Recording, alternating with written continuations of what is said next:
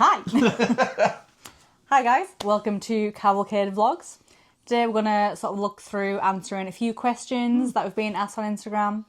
Over the past few weeks, we just sort of asked the followers if you have any questions you'd like to ask and see what answers we can come up with. The followers that we are going to shout out are all okay with being shouted out. We've double checked with that today, and we've got like a couple of questions from our friends and stuff as well, who we will probably keep. There's some tricky questions. There is. A few tricky ones. We'll do our best to answer. Might cause a bit of a debate. May. But should we get cracking? We shall indeed.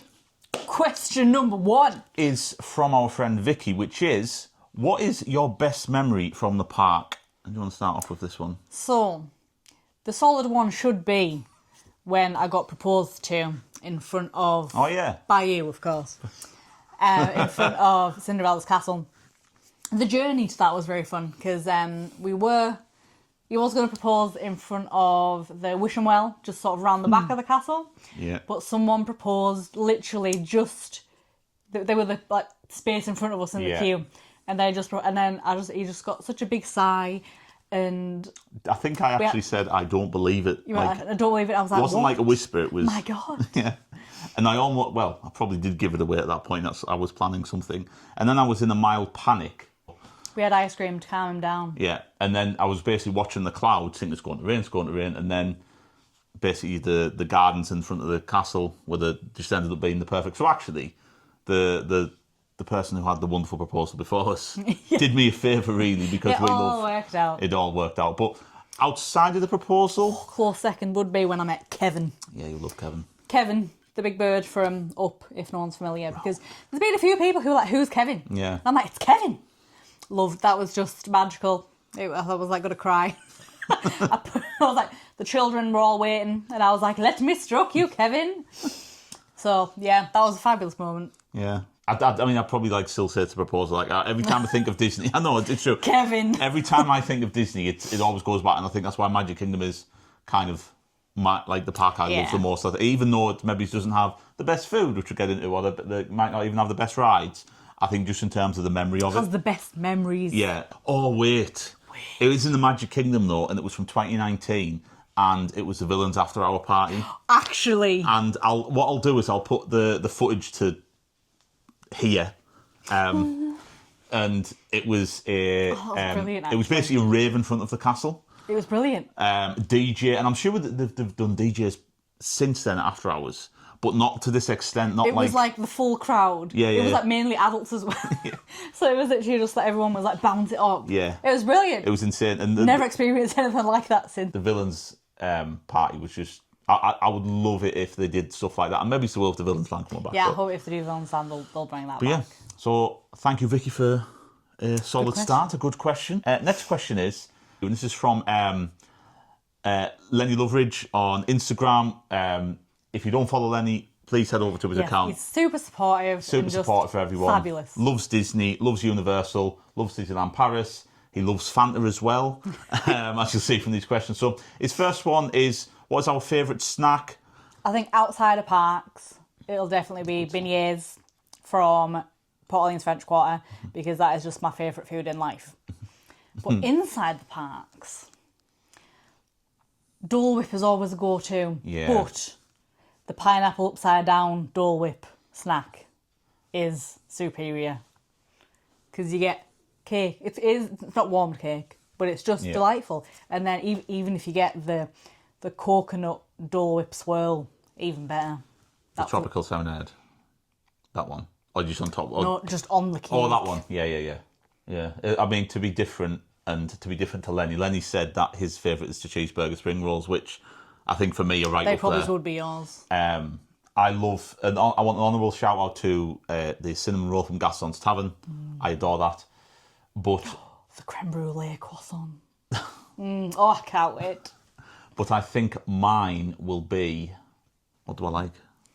But I think my favourite is definitely the carrot cake whoopie pie from Trolley Car Cafe in Hollywood Studios. It's very much... Gideon's! Oh my days! Gideon's! Beignets, Dole Whip, pineapple upside down cake, and then any Gideon's cookie. Dash cake, because the cakes are all and obviously like ice cream sundaes around. Especially Ice Cream Parlour in Magic Kingdom, I think. And then, to be fair, Port Orleans French Quarter has an ice cream section. Hollywood Scoops. Yeah, Hollywood Scoops as well. But if the hotels, now from our experience at the hotels, if they have an ice cream section, they tend to give you a bit more than what the theme parks do. So, like, if it's meant to be 2 scoops, the hotels seem to give you 3 scoops. I don't know whether they're meant to, but obviously Disney cast members are amazing, so they're quite generous. Favourite drink? So, what was your single favourite snack? I've been years. Carrot cake, whoopie pie. Drink. Ooh. There is Pog juice is just a delightful, delightful beverage. Yeah. But then... What's the one at Galaxy's Edge, what you get in the quick service called? Oh, moof juice. Moof juice is nice. Very similar to Pog So, juice. yeah, I think if we do non-alcoholic and an alcoholic one. Yeah.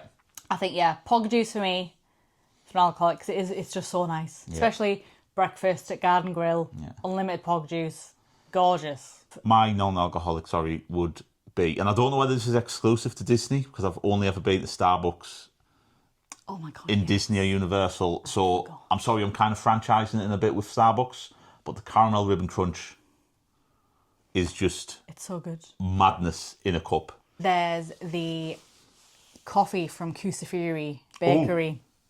So it's like an iced coffee. Was that an ice cold Picture brew? here.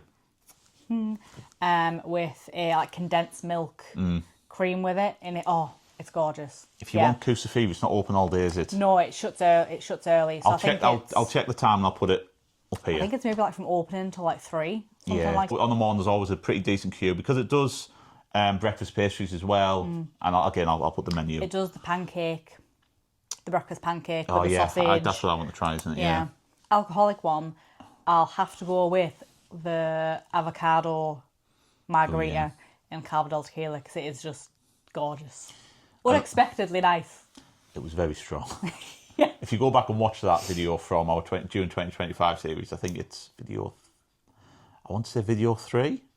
We don't make sense. I think you can tell once we've got to the end of the video that there's been some cocktails consumed. So, like, I remember that we came out and it was just a bit like, whoa. The sun hits. Yeah.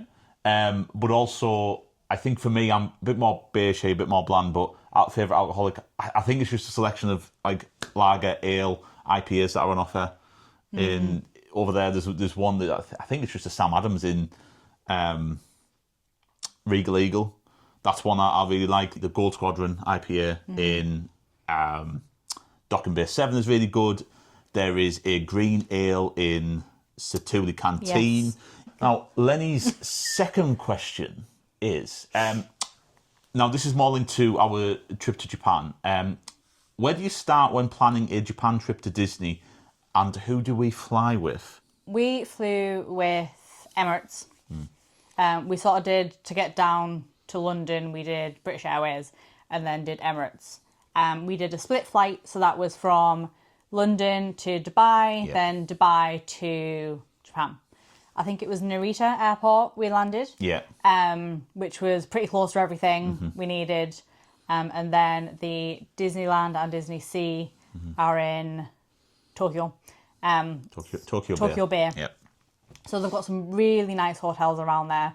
And they're super close on like the train loops. And then they have their own train loop. Yeah. Which is the Disney monorail. So when we did Japan, we stopped at like hotels around Japan. We did an Airbnb and such. But when we did Disney, we kind of hopped to Tokyo Bay. Now we did originally try to book up and stay on site at Disney, but we can't. There was some like deadlines, and if you're not quite on it, and I think we were maybe a day out or a couple of hours out, and the kind of prices shot up, and it kind of for the amount of time we were originally planning to be there, it kind of wasn't worth it for a night stay. We were just going to do 2 days, but then we ended up doing 4, didn't we? A lot of rain on those 3 days. Yeah. So we stayed in Grand Nico Bay. Yeah. I'll put it up here. It was an absolutely stunning hotel. Food was amazing in there as well, actually. Yeah, really nice. And was connected to the loop. It was super cheap. It was super cheap to book up, and these were 4-star, 5-star hotels. Grand Nico, I think, is 5-star. Yeah. And that maybe cost less than £200 for 3-4 nights, whatever it was. So cheaper than a Premier Inn. Yeah. I think for me, Disney Sea is my favourite Disney park like ever.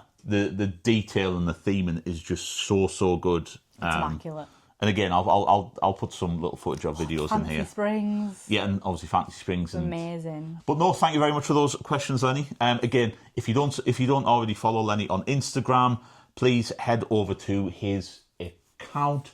There is also Bethany Loveridge as well, who has just started her YouTube channel. So please go and give her a follow as well. She is heading out to Disneyland Paris to film as well. Okay, so we've got Steele in the Parks. Now, again, he is on Instagram, TikTok, and YouTube. He is known, you can refer to him as Chris if you want. If you like. He is, again, one of the most supportive accounts out there, especially on Instagram and YouTube. So head over, have a look. He's got a video on, he's done a Q&A for himself. He's done a video on, like, starting out vlogging for the first time, and any vlogging tips he's found. So, and he basically posts daily as well. I don't actually know how he kind of does it. Yeah. His first one is, would you fly from Manchester Airport? Yes, is the Indeed. answer. We did that in 2024, but And we will be doing it again this year. but the reason it wasn't our 2024 footage is because I was a bit unsure how to start vlogging in an airport, and we started that series off in a hotel, which was fine. And that's a lot. 2024 is when we learned a lot about what to do and what not to do in vlogging. And the other thing, I think this is actually a really good question, basically the language accent barrier, how do people kind of cope with it? We get mistaken for being Scottish quite a Yeah. lot. And it's like, no, we're just from the north, but not that far north. Yeah. I'll just try and be super clear and try not to talk as quickly as I normally do. Yeah, I do find that struggle because my go-to pace is very, very quick. Yeah. I think because especially Disney World is filled with people from all over the world. Yeah. And it's just, you have to take a bit of time to get to know people, and you just make like micro friends, as I call them. Yeah. You'll get chatting to someone in a queue, and you sort of talk about sort of where they're from, what they're doing, how long they're here for. And it's just like a nice little sort of tiny connection you make, and it's cute. So yeah, just take your time to talk to people. But no, thank you very much, Chris. Again, if you don't follow as well, head over to his YouTube account, have a little look-see, head over to Instagram, head over to his TikTok. I don't know whether he does TikTok dances. He doesn't strike me as a man who would, but maybe he does. We'll have a little look-see. The next question, we'll score with Gemma and Sam. And again, really supportive YouTube account. They have some amazing content out there. They do Universal, Disneyland Paris, Disney World. I think their name changed from Theme Park Travelers to Gemma and Sam. So if you knew them as Theme Park Travelers, they had to change because YouTube algorithm did things. But again, go and follow them. They are super supportive. So we've got a couple of big hitting questions here. Is there a must-do on every trip that we do? Oh. Polite Pig. There you go. Yeah, I Straight think away. our tradition, I say tradition, it is just what we do every time. Yeah. Which I guess is a tradition. We'll continue it. So we always arrive in Melbourne. Yeah, we fly with Orlando. Toby from Newcastle. So we get there, get back to the hotel, sort of have a quick refresh, and then we head to Disney Springs, go up to the Polite Pig, have a delightful meal there, do a little bit of shopping, and then back to the hotel. Yeah. And then again, like I said before, the sort of always doing Magic Kingdom first day, Magic Kingdom last day. But I think must do in terms of like rides and experiences. As a ride, I have to do Guardians of the Galaxy. Yeah. I think at Disney World, that is my favourite ride. At Universal, I'm going for Hagrid's. Love Hagrid's. But Velocicoaster is just Yeah, brilliant. I personally prefer Hagrid's just because the Velocicoaster, like, it's amazing, don't get me You wrong. get bamboozled. I don't get you? bamboozled. As soon as it inverts in the air and I'm high up, I don't know what's going on. Haunted Mansion is like a must. Yeah. Actually, for the must, you need to see Happily Ever After, the fireworks show. I think it's just, you don't experience fireworks anywhere else like you do in Disney, and I just think the Happily Ever After show is so amazing. And because now they've got the projections, obviously, Down like Main on the Street, castle, and it's down Main Street, it's just amazing. It just makes me cry every single time. The only thing with Happily Ever After, obviously, it's super popular, and Magic Kingdom at that point is super busy, so just be expecting the big crowds, people basically claim their spots early, especially in front of the Walt statue. So just be wary of that. Don't be surprised by that, but you get a good view wherever you are at. Yeah. Favourite quiet spots or favourite hidden gems? I actually think the gardens in front of the castle are very good. Yeah, actually. Especially when it comes to, if you're getting something from Casey's Corner or you've got an ice cream, they are just good little little spots to go to when you can just, obviously it's got no seating, but sit on the floor when it's a nice day and just kind of have it like picnic style. That's quite nice. We've done that a couple of times. I like the back of Canada in Epcot. There's a waterfall there. It's super quiet. You have like an occasional few people, but they have like seats back there, and it is just like a nice little area to stop off. And I think especially if it's festival season, you can grab whatever food you have from the booths and just take it back and have a bit of a nice sort of scenic view while you're having your little snack. I think from our experience at Epic Universe last year, quiet spot was probably the pub.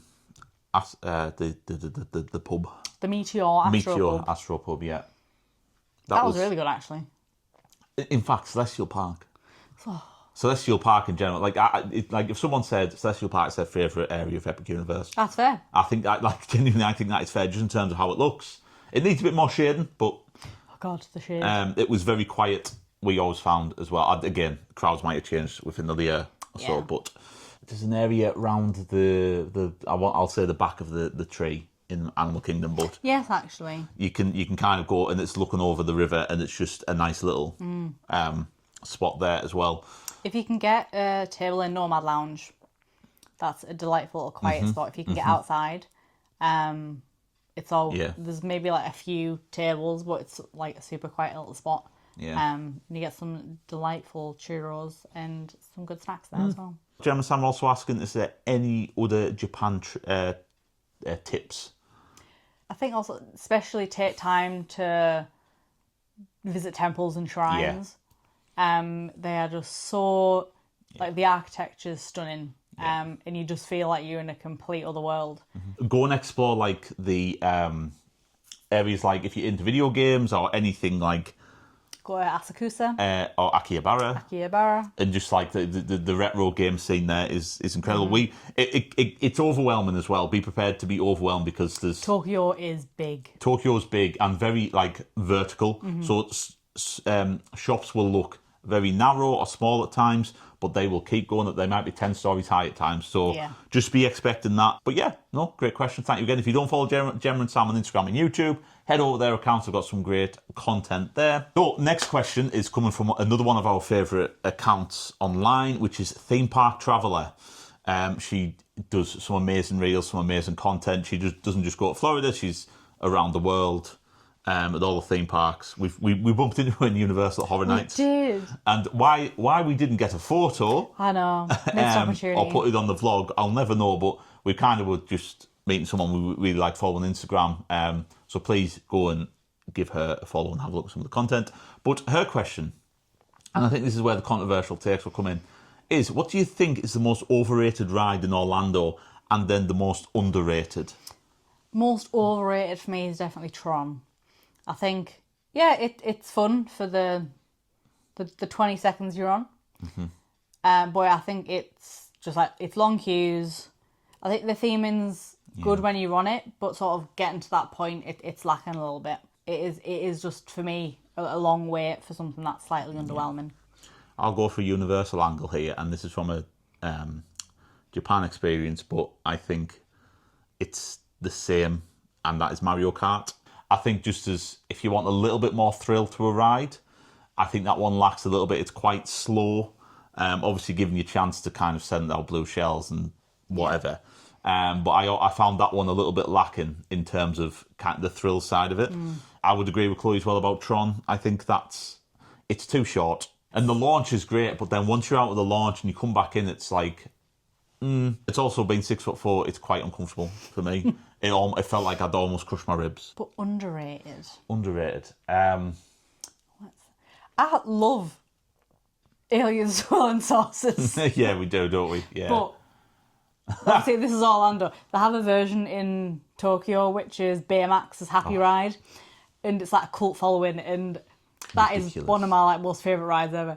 But I love alien swirl. It's so funny. Like, you just get them thrown around the car, and it's just hilarious. Does not fail to just make you just like burst out laughing every time.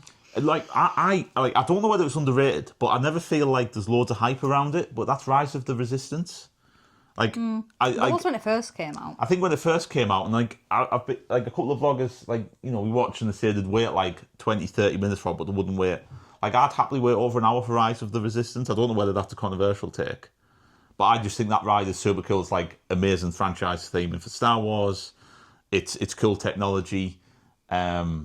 Yeah, I love that. I don't know whether that falls into underrated. It feels like to me just the general consensus. Do you know what you've missed out? What? The Country Bear Jamboree. As an event, right. Hold up. Country Bear Jamboree is one of the funniest shows you can see in Walt Disney World. 100%. Been recently updated last year.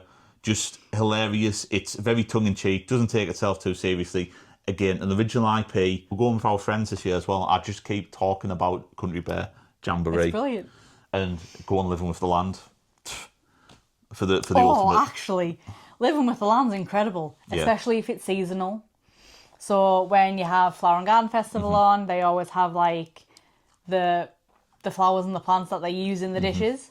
Yeah. Same with like Halloween time, they have like pumpkins out.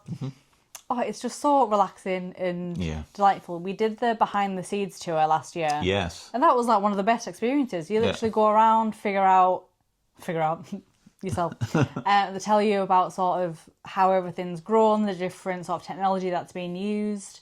Yeah, love that. Yeah, fantastic. But yeah, thank you very much, Theme Park Traveller. Hope to see you at some point soon. Yes, hopefully. And great question. But again, if you don't follow on Instagram, head over to Instagram and follow Theme Park Traveller for us. Right, this next question is from my mum. Firstly, what are you bringing me back? You'll just have to wait and see on that one. And my mum is obsessed with ice creams, so that is the context behind this. Have we got a favourite one? She's asking, and how many are we going to eat each day? Are we considering Aloha Isle in Magic Kingdom where it serves the Dole Whip? Are we considering that as ice cream, or are we considering that out of the equation? I think because of how much we love it, we should consider it out of the equation. Yeah, okay. So, Salt and Straw. Oh. Salt and Straw, just in terms of grabbing an ice cream, is amazing. It'll have exclusive, is it monthly flavours? Monthly flavours. I think when we went, it was... blueberry pie or something. Yeah, it was like berries. Chunks of the pie. It was delightful. We do some really strange ones as well. Yeah. You can get, like, if you think of something that you wouldn't necessarily put in an ice cream. Like crickets. They've put crickets in ice cream before. They have, haven't they? There's like beetroot, feta. I was going to say there's been a beetroot one. Didn't you like the feta one? Feta, yeah, it was like feta and balsamic.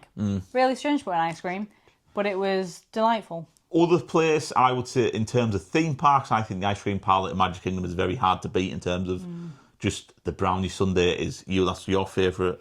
It's delightful. And the American sundae is 10 out of 10. I adore that. The amount of peanut butter sauce they put in, the amount of hot caramel sauce. But yeah, great question, man. Thank you very much.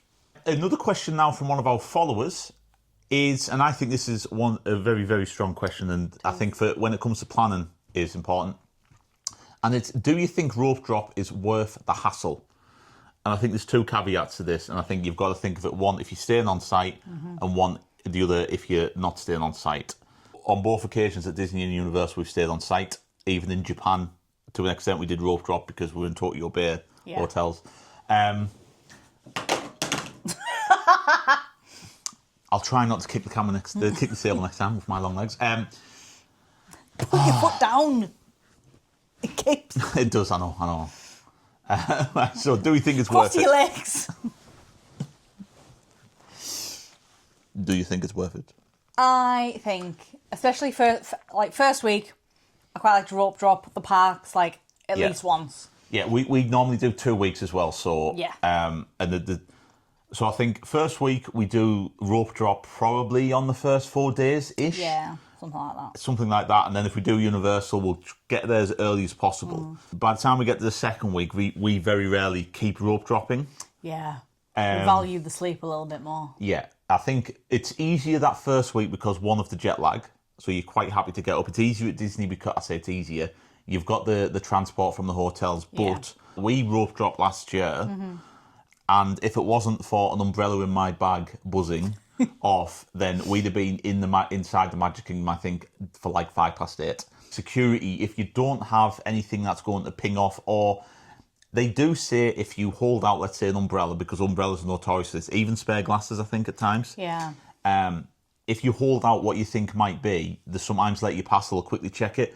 But if you rope drop and something buzzes in your bag, just expect that rope drop security line might be a bit longer than you'll, like, let's say if you just showed up at 9 o'clock, 10 o'clock. Yeah. There's also sort of like early entry and things that you can get if you stay in deluxe hotels, which we experienced when we stayed in Animal Kingdom Lodge. And that extra half hour was actually quite good. Yeah. We should correct this, really. We've sometimes done rides, but we go for like a quiet spot at breakfast. So we love Gaston's Tavern. Yeah. And Gaston's Tavern gets very busy very quickly, and it's not a very big site. And we just like to go there first day, especially relax, get that coffee, get that cinnamon roll, whatever we want, and then just take the day as it comes. Really, we very rarely do a lot of rope dropping rides on the first day. Yeah. And again, we go for 2 weeks, so perhaps it's a bit of that. We feel like we've got the holiday. To I think if it was like just a week stay, Yeah. we've done like the week before, Yeah. and it depends how you want your holiday to be. Yeah. If you want to get like, right, I want this done, you want to achieve so many rides, you want to get so many characters done, and if that's your aim, then I think rope drop is like a definite shout, because you can get things in early. But if you're just wanting a bit more of a like, we'll see what we get done, just see where the day takes us.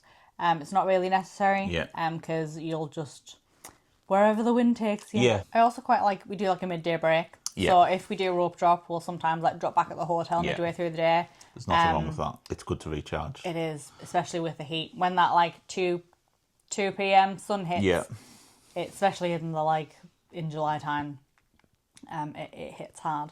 And also, think about the days that you're going to rope drop. If you can avoid the weekends for like the big popular things like rope dropping and stuff, it kind of helps.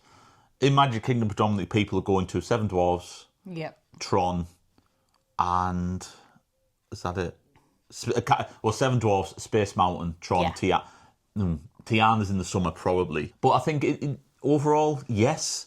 But if you want just your holiday to be as easy as possible and your budget might allow, let's say, Lightning Lane bookings and stuff like that, then perhaps rope drop isn't for you if you've got that spare room to jiggle with the old Lightning Lane jamboree. Country Bear Jamboree. Couldn't be, yeah. It's a country But bear no, thank you very much for that jamboree. question, and thanks so much for following us along as well. Final question then. Kick the table one more time. I didn't mean to. Is from my friend, I suppose it's our friend, isn't it really? Yeah. Just you. Just me, who we used to work with. And it's, again, 2 questions here. So firstly, a movie that should have a ride but doesn't. So for me, it would always have been Emperor's New Groove. Pull the lever, Kronk! But that is becoming a ride, so my dreams have come true. Yeah. Another one. If you didn't know, the Bill and the Villains Land, and I think the permit has shown. It's definitely Emperor's New Groove, but I think it looks like it's going to be like a family coaster for literally that scene. I want more Mickey things. I think Mickey's Runaway Railway, for example, Mickey's Runaway Railway, for example. Love that. Love that ride. And I would actually like to see more of that kind of it's not a movie as such, but kind of the Mickey Shorts, another type of one, because I just think no one hates that ride. I think we need some Tarzan back in our lives. Now, back when I first went in 2002, there was this Tarzan stage show, and it was incredible. They were all on roller skates. It can be a themed area. It could be a ride. I just think there's a great element, there's a musical element to it. You know, in terms of the Phil Collins soundtrack.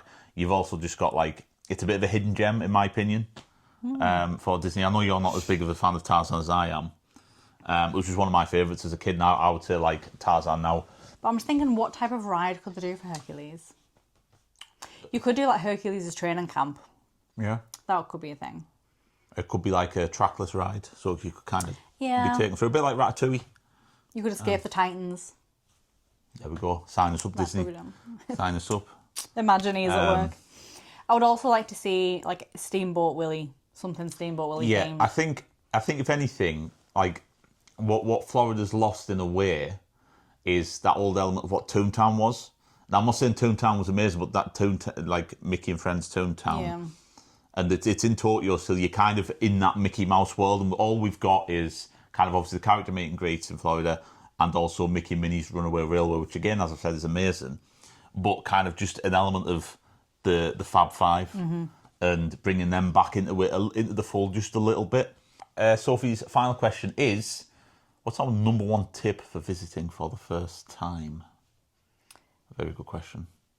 Don't try to cram too much in. Yeah. Just experience it as it is. Obviously you'll want a few things that you definitely want to do, like certain rides, certain experiences, but just like enjoy being there. Yeah. I think too many people, like ourselves included, first time are like, right, got to get this done, and you spend so much time thinking about like, right, what's the next thing. You don't spend time just like living in the moment and experiencing like the magic, which now we're privileged enough just to be able to go back and just be like, oh, we're back, and just like live in the feelings and the vibes that it gives, and just enjoy the. There's a lot more to both Disney World, to Universal, to Epic around the world. There's a lot more than just the rides. The rides are a big part, but don't be disappointed if you can't get on them. There's shows, there's theming to look at. There's loads of free events, like in Animal Kingdom, the Wilderness Exploring event. Oh yeah. Take your time. We have 2 weeks. You can't do everything. It feels nigh and impossible. In that 2 weeks, you also need to rest from your holiday. Yeah. Like, there are days where you're like, I just need a day around the pool. It's also do a little bit of research, kind of into what's in each part. I know you might want to avoid spoilers, but with the way the theme parks are kind of built now, the app is kind of central to your day, annoyingly, and it drains power. So take a power pack. Power pack. Kind of focus on kind of having download the apps, get used to them, have a look at where food might be, see what's on the maps, and just kind of make like just a little note, mental note, write it down. I'm not saying to Excel spreadsheet anything. I'm not saying to do that. It's like, some people love that. If that's what you love, do that. Fantastic. But if that's something you've never done, like I just sometimes write down random scribbles. Instagram Reels are the best places to look for just like a bit of inspiration, or like things like to try and. Yeah. And remember, everything, and even what we've said today, is an opinion. Like, it is not the absolute thing you should be doing. It is not like this is the only way to do it. Everyone is different. Everyone does theme parks differently. So just bear in mind. And it's, as Chloe said, we are quite privileged to have been quite a few times, and we know what we like to do. Yeah. So thank you very much. Thank you for all your questions. It's been very thought-provoking. Yeah. We don't I want to do more of this interactive level of side of things going forward into the vlog. So this is kind of an insight. The videos, the top 5s, top 10s, the how do we vlog video. This is a bit of elements that we want to introduce. We want this community that we have on Instagram and YouTube to kind of be like involved in a way. Yeah. You're going to see a lot more shorts appearing on YouTube, for example, when we are away, because I'll be filming them and then I'll be able to upload shorts straight away. These are a bit different, the long form vlogs. Yeah. They will not be uploaded kind of when I'm there. It'll be when we get back and I've got time to edit them and put them together. So, for example, one thing we want to introduce is kind of what's the latest items in the shop. So I will put like merchandise in the short that'll release on the date, and I'll put the date, and so people can kind of see. Clip. April merchandise in the Emporium. Just want to thank you all for watching. Thank you all for liking and subscribing, as you always do. We hope you want. If you're not, please do. That was almost passive aggressive. the little pause if there. If you don't. I was like, whoa, where are we going here? This channel's changed. But no, thank you so much for subscribing. The next video after this will be a top 5 table service restaurants that we have been to. Again, it has to rely on footage that we have. So it's kind of ranking where we've been so far. Yeah, I think we realised there's a few places that we might love, but we haven't recorded. Yeah. So that's the task for this trip. Yeah, again, there's no point us putting together a video and saying we love this, but we haven't got the footage to show you. Yeah. But it's not fair on you. I don't just want to put photos in. I want to show you actual, like, us getting the food, eating it, or riding the ride, whatever it is. There was also a Disney dining plan video coming for planning, which is helpful for people because the dining plan can feel overwhelming as well. Yeah, and it's had a few changes over the years. And also, I'm looking at doing a hotel one, but I need to put that. I haven't even put my mind to sorting that footage out yet. But no, again, thank you very much. Thank you kindly. I hope you enjoyed it. Put some comments down below what you think of what we said. Is anything you agree with? Anything you disagree with? Any other questions? That we can do a further video? Yeah, we can follow up. Head to our Instagram page if you don't follow us already. Follow us there. If you don't follow us on YouTube, subscribe there. But there, I think the last thing to say is, Tatty bye. you've changed it. What was it? Ta-ra for now. Ta-ra for now. We'll catch you real soon.